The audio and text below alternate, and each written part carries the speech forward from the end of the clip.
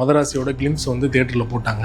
நீங்களும் பார்த்துருப்பீங்க. படத்துக்கு அந்த படத்துக்கு எதிர்பார்ப்பு எப்படி சார் இருக்கு? மிகப்பெரிய ரெஸ்பான்சிபிலிட்டியோட வருது முருகதாஸ் சார். ஏன்னா அவர் வந்து எல்லாரும் கேள்வி கேட்குறாங்க, சிக்கந்தர் படம் சரியா போல, அந்த படம் போல. இப்போ அவருக்கு ஒரு பெரிய பொறுப்பு இருக்கு, ஒரு பிரமாதமான படத்தை கொடுக்க வேண்டிய ஒரு பொறுப்பு இருக்கு. சிவகார்த்திகேயன் அவர்கள் பார்த்தீங்கன்னா 330 கோடி ரூபாய் கலெக்ஷன் பண்ணி அமரன் படம் அவ்வளோ பெரிய வெற்றியில் இருக்கு. இப்போ அவருக்கு ஒரு பெரிய ப்ரெஷர், இந்த படம் வந்து அந்த ரெக்கார்டை பீட் பண்ணணும். ஓவர் பில்டப் எல்லாம் வேணாம், இன்னைக்கு இது எல்லாமே ஓவர் பில்டப் பண்ணாலே மாட்டிக்குது படங்கள். அதனால ஓவர் பில்டப் எல்லாம் வேணாம், எதிர்பார்ப்பு. ஆனா ரஜினி சார் படமே இந்த அளவுக்கு விமர்சனம் வந்ததுக்கு அப்புறமா ஒவ்வொரு கிரியேட்டருக்குமே ஒரு பயம் வந்திருக்கும் சார். கண்டிப்பா பயன்றதை விட ரெஸ்பான்சிபிலிட்டி வந்திருக்கும். பயன்றது நெகட்டிவான வேறு. என்னை பொறுத்தவரை ரெஸ்பான்சிபிலிட்டி வந்துடும். எல்லாருக்குமே ஒரு ரெஸ்பான்சிபிளான ஒரு எண்ணம் வந்துருக்கு. ஐயோ நம்ம சாதாரணமாக எடுத்துக்க முடியாது, இந்த ஆடியன்ஸை நம்ம சாதாரணமாக கணிக்க வேணாம், ஆடியன்ஸை தாண்டி. வெற்றிமாறன் சார், சிம்பு சார் அந்த படம் இணையிறது டிராப் ஆயிடுச்சு அப்படிங்கிற மாதிரியான தகவல் சமீபத்தில் வந்துகிட்டு இருக்கு. உண்மையிலே என்ன சார்? இல்லை, எனக்கு தெரிஞ்சு அப்படிலாம் எதுவுமே இல்லை. தானு சார் நான் பார்க்கும்போது அவர் என்ன சொன்னார், வெற்றிமாறன் சார் மீது தொடர்ச்சி அந்த விமர்சனம் இப்படி இல்லை, பிளானிங் இல்லாம போறாரு. அவருக்கு இந்த படத்தை பொறுத்தவரையும் அந்த ஒரு கட்டாயம் வந்திருக்கு சார். பட்ஜெட்டுக்குள்ள என்ன சொல்லுங்க, இந்த பட்ஜெட்டுக்குள்ள நீங்க ரெஸ்பான்சிபிளா எனக்கு வந்து கமிட்மெண்ட் கொடுங்க அப்படின்னு கேட்டிருக்காங்க. அது கண்டிப்பா பண்ணிடுவார் வெற்றிமாறன் சார். அதுக்கான பிளானிங் எல்லாமே மாற்றத்துக்குரியதான் வாழ்க்கை.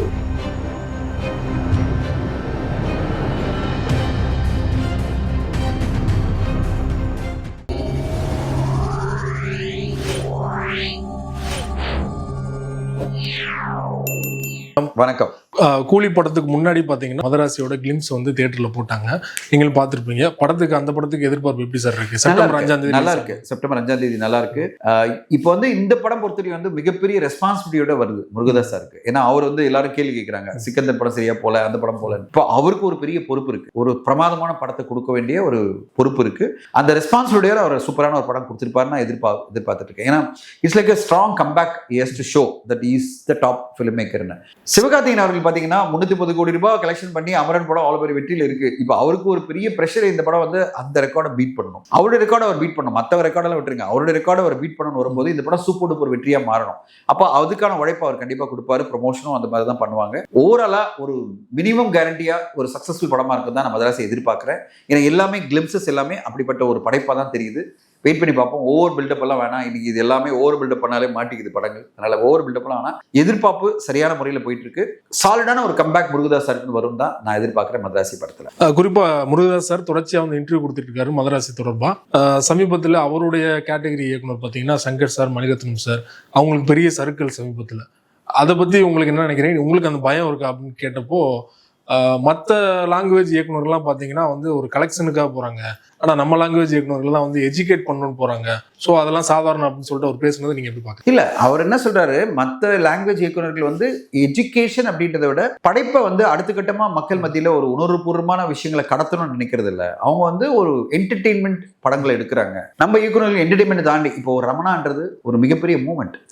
தமிழில் எனக்கு பிடிக்காத வார்த்தை மன்னிப்பு அப்படின்னு சொல்லிட்டு அவ்வளோ அற்புதமான ஒரு விஷயத்தை வந்து, அதாவது கரப்ஷன் எதிராக ஒரு கருத்தை சொல்றாங்களே, அதுதான் ஒரு எஜுகேஷன் சொல்றாரு. ஏன் ரமணால் அதை சொல்றாரு, ஏன் கத்தியில் அதை சொல்றாரு, ஏன் துப்பாக்கியில் அதை சொல்றாரு? ஸோ கத்தியில் எவ்வளோ பெரிய விஷயம், விவசாயிகளோட பிரச்சனைகள் வந்து அவர் ஸ்ட்ராங்காக கொண்டு வரார். இப்போ ஒரு இயக்குனராக நீங்க பார்த்தீங்கன்னா ஒரு பொறுப்புணர்ச்சியோட ஒரு படம் கொடுக்குறாரு. ஸோ அதை தான் அவர் சொல்றாரு. நாங்கள் வந்து ஒரு கமர்ஷியல் படம் பண்ணணும்னு மட்டும் நினைக்கல. கமர்ஷியல் படம்னு அர்த்தம் சீன்ஸா பெருசு பெருசா கம்போஸ் பண்ணி 1000 பேரை நிற்க வச்சு ஃபைட் பண்ணி டான்ஸ் எடுத்து, அதுதான் கமர்ஷியல் படம். நான் அப்படிப்பட்ட படமா நான் எடுக்கல. நான் உணர்வுபூர்வமா சோஷியலி ரெஸ்பான்சிபிளான படங்களை நான் கொடுக்க நினைக்கிறேன். ஒரு சர்க்காரில் பார்த்தீங்கன்னா ஒரு தனிமனித ஓட்டம் எவ்வளோ முக்கியம் அப்படின்றது. ஒரு கத்தியில் பார்த்தீங்கன்னா நான் எந்த அளவு வந்து விவசாயிகளோட பிரச்சனையை வந்து ஒரு ஹீரோ அணுகணும், எந்த அளவு ஒரு பொறுப்பெடுத்துக்கணும்னு நினைக்கிறார். ஸோ இப்படி எல்லாமே பொறுப்புணர்வோடு அவர் எடுத்த படங்கள் தான். அதை வந்து அவர் ரிஃப்ளெக்ட் பண்றாரு. அவரே சொல்லாரு, என் படைப்புகள் மூலமா நான் வந்து மக்களுக்கு ஒரு செய்தி சொல்லணும்னு நினைக்கிறேன். ஒரு ஹீரோ மூலமா நான் ஒரு செய்தி சொல்ல நினைக்கும் போது இந்த மாதிரி ஹீரோ நாங்கள் டைரக்டர்ஸ் எல்லாம் எங்க கருத்து வந்து ஒருவேளை சக்சஸ் ஆக போகலாம், ஆனா நான் தொடர்ந்து இருப்பேன், என்னுடைய கருத்துக்களை சொல்லிட்டு தான் இருப்பேன் அப்படின்னு தான் அவர் சொல்றாரு. ஆனா டிபிக்கல் கமர்ஷியல் படம் பண்ற டைரக்டர்ஸ் என்னன்னா, அவங்க படம் வெற்றி அடைஞ்சாதான் அவங்க சர்வே பண்ண முடியும். ஏன்னா அவங்க கருத்தா எதுவுமே அந்த ரேஞ்சிலே இல்லை. இப்போ வெற்றிமாறன் சார் ஏன் இந்த உலகமே கொண்டாடுது? அவர் எப்போ வந்து 500 கோடி படம் பண்ணாரு சொல்லுங்க? இன்னைக்கு தமிழ் சினிமாலே உச்சத்துல ஒரு இயக்குனராக வச்சிருக்கிறது யாரு? வெற்றிமாறன் சார். அவர் எந்த படத்தை வந்து இவ்வளவு பெரிய கலெக்ஷன் கொடுத்தாரு? 300 கோடி 400 கோடி ஏதாவது கொடுத்தாரா? அப்போ கோடிகளை கலெக்ஷன் அது முக்கியமே கிடையாது. உங்க படைப்புகள் எந்த அளவு வந்து மக்கள் மத்தியில ஒரு தாக்கத்தை ஏற்படுத்தியிருக்கு. அப்படிப்பட்ட தாக்கத்தை ஏற்படுத்தக்கூடிய டைரக்டர்ஸ் தான் எல்லாருமே. அதனால இவங்கெல்லாம் வந்து ஜஸ்ட் லைக் ஒரு படத்தினுடைய தோல்வியால பாதிக்கப்பட போறது இல்லை. அதை தான் அவர் சொல்றாரு. இந்த படங்களோட தோல்வின்றது அந்த படைப்புடைய தோல்வி, அவ்வளவுதான், தவிர படைப்பாளனுடைய தோல்வி கிடையாது. அந்த படைப்பாளி அடுத்த கட்டம் வரும்போது, அடுத்த படத்துல வரும்போது அவர் வந்து ஜெயிச்சு வந்துட்டாருன்னா அப்போ படைப்பாளியே அவர் வந்து அடுத்த இடத்துக்கு போயிட்டு தான் இருப்பார். அதனால அவருடைய பாயிண்ட் ஆஃப் வியூல எனக்கு எந்த டிஃபரன்ஸ் இல்லை. ஒன்னே தான் எல்லாருக்குமே இருக்கிற பொறுப்பு தான். அது அப்கமிங் இயக்குனர் இருந்தாலும் சரி, பெரிய இயக்குனர் இருந்தாலும் சரி, பொறுப்பு என்னன்னா ஆடியன்ஸோட எக்ஸ்பெக்டேஷனை நம்ம வந்து குறைந்தபட்சம் மீட் பண்ணி ஆகணும். மீட் பண்ணலாம். இன்னைக்கு இருக்கிற ஆடியன்ஸ் வெரி சேலஞ்சிங்கா இருக்காங்க. They challenge you, they just troll you, just pull you down. ஏன்னா அவங்கள பொறுத்தவரை என் டைமை நீ வேஸ்ட் பண்ணிட்டேன், என் மணியை வேஸ்ட் பண்ணிட்டேன், நான் உன்னை விட மாட்டேன் அப்படின்றாங்க. ஸோ அதில் சில பேர் வன்மத்தோடு இயங்குறாங்க, சில பேர் சாதாரணமாக இயங்குறாங்க. ஸோ அப்போது அந்த ஆடியன்ஸை நம்ம ரெஸ்பெக்ட் பண்ணி அவங்களுக்கான சிறப்பான படங்கள் கொடுக்கும்போது நம்மளை கரெக்டான உச்சத்தில் அவங்க கொண்டு போய் வச்சிருவாங்க. அதான் நடந்துட்டு. ஆனால் ரஜினி சார் படமே இந்த அளவுக்கு விமர்சனம் வந்ததுக்கு அப்புறமா ஒவ்வொரு கிரியேட்டருக்குமே ஒரு பயம் வந்திருக்கும் சார். கண்டிப்பா பயன்றதை விட ரெஸ்பான்சிபிலிட்டி வந்திருக்கும். பயன்றது நெகட்டிவான வார்த்தை. என்னை பொறுத்தவரை ரெஸ்பான்சிபிலிட்டி வந்திருக்கும். எல்லாருக்குமே ஒரு ரெஸ்பான்சிபிளான ஒரு எண்ணம் வந்திருக்கும். ஐயோ நம்ம சாதாரணமாக எடுத்துக்க முடியாது, இந்த ஆடியன்ஸை நம்ம சாதாரணமாக கணிக்க வேணாம். ஆடியன்ஸை தாண்டி ஒரு பெரிய கூட்டம் வந்து ஏங்கி நம்மளை வந்து மொத்தமாக டார்கெட் பண்ணுவாங்க, அவங்க வன்மத்தோட இயங்குவாங்க, நம்ம பேரில் ஒரு கூட்டம் இருக்கும். இந்த ரெஸ்பான்சிபிலிட்டி எல்லாருக்கும் வந்திருக்கும். இந்த ரெஸ்பான்சிபிலிட்டி வந்து எல்லாருமே இன்னும் பெட்டரான படைப்புகள் கொடுக்கணும் ட்ரை பண்ணுவாங்க, which is good for cinema. Okay, சினிமாக்கு நல்லது தானே. அந்த ரெஸ்பான்சிபிலிட்டி அதிகமாகும் போது இன்னும் பெட்டரான சினிமாக்கள் வரும்போது சினிமாக்கு நல்லது தானே. வெற்றிமாறன் சார், சிம்பு சார் அந்த படம் இணையிறது டிராப் ஆயிடுச்சு அப்படிங்கிற மாதிரியான தகவல் சமீபத்தில் வந்துகிட்டு இருக்கு. உண்மையிலே என்ன சார் நடக்குது? இல்ல, எனக்கு தெரிஞ்சு அப்படிலாம் எதுவுமே இல்லை. தானு சார் நான் பார்க்கும்போது அவர் என்ன சொன்னாரு, பேச்சுவார்த்தைகள் போயிட்டு இருக்கு, பட்ஜெட்ல தான் பேச்சுவார்த்தைகள் போயிட்டு இருக்கு. அந்த பட்ஜெட்டுக்கெல்லாம் சரியான முறையில் அண்டர்ஸ்டாண்டிங் வரும்போது படம் கண்டிப்பா ஆரம்பிச்சிருவோம். ஏன்னா எல்லாமே ரெடி ஆயிடுச்சு. இப்போ படைப்புக்கு போனோம்னா அவருக்கு பட்ஜெட் ஒன்று இருக்குல்ல. ஒரு ப்ரொடியூசருடைய பெரிய ரெஸ்பான்சிபிலிட்டி என்னன்னா படம் ஆரம்பிக்கிறதுக்கு பட்ஜெட்டை ஃபைனலைஸ் பண்ணிடுவோம். நீங்கள் படம் போயிட்டே இருக்கட்டும், எவ்வளோ பட்ஜெட் வந்தாலும் பரவாயில்ல அப்படின்றதுக்கு அவர் வந்து ஒரு பெரிய கார்பரேட் நிறுவனம் கிடையாது. ஓகே, அவர் வந்து ஒரு இண்டிவிஜுவலாக 40-50 வருஷம் நிலைச்சு நின்றுட்டு இருக்காரு ஒரு தயாரிப்பாளராக. அவர் பட்ஜெட் வந்து கண்டிப்பாக இந்த பட்ஜெட்டுக்குள்ள படம் பண்ணாதான் நான் தப்பிக்க முடியும், நான் வணிக ரீதியில் வெற்றி அடைய முடியும், அவருக்கு அந்த ஸ்ட்ராங்கான புரிதல் இருக்கு. அந்த புரிதலோட தான் அவர் கேட்கிறாரு, எனக்கு பட்ஜெட்டை கொடுத்துருப்பா, அந்த பட்ஜெட்டுக்குள்ள படத்தை எடுத்துரு, நான் வந்து டெஃபினட்டா இந்த படத்தை நான் வந்து எடுத்துடுறேன் அப்படின்னு இருக்காரு. இந்த பட்ஜெட்ல தான் திருப்பி ரீஒர்க் பண்ணிட்டு இருக்காங்க. ஒவ்வொரு படைப்புமே அப்படிதான். ஸோ எனக்கு வந்து பல கதைகள் நம்ம கேட்டிருக்கோம், பல கதைகளை எடுக்கணும்னு நினைக்கும் போது எனக்கு எங்கே போய் நிற்கணும்னா பட்ஜெட் தான் போய். ஒரு சில டைரக்டர் சொல்லுவாங்க, சார் இந்த படைப்பை வந்து இந்த பட்ஜெட் கம்மியானாலும் எடுக்க முடியாது சொல்லும்போது நான் சொல்லுவேன், விட்டுருங்க, நீங்கள் அந்த பட்ஜெட்டில் யார் எடுப்பாங்களோ அவங்க கூட போய் பண்ணுங்க அப்படின்னு நான் சொல்லிடுவேன். ஏன்னா எனக்கு நம்பிக்கை வரல, இந்த பட்ஜெட்டில் இந்த படத்தை எடுத்தால் என்னால் சக்ஸஸ் ஆக முடியும் நம்பிக்கை வராத போது நான் என்ன பண்ணுவேன், வேணாங்க என்னை விட்டுருங்க. அது மாதிரி தான் சினிமா.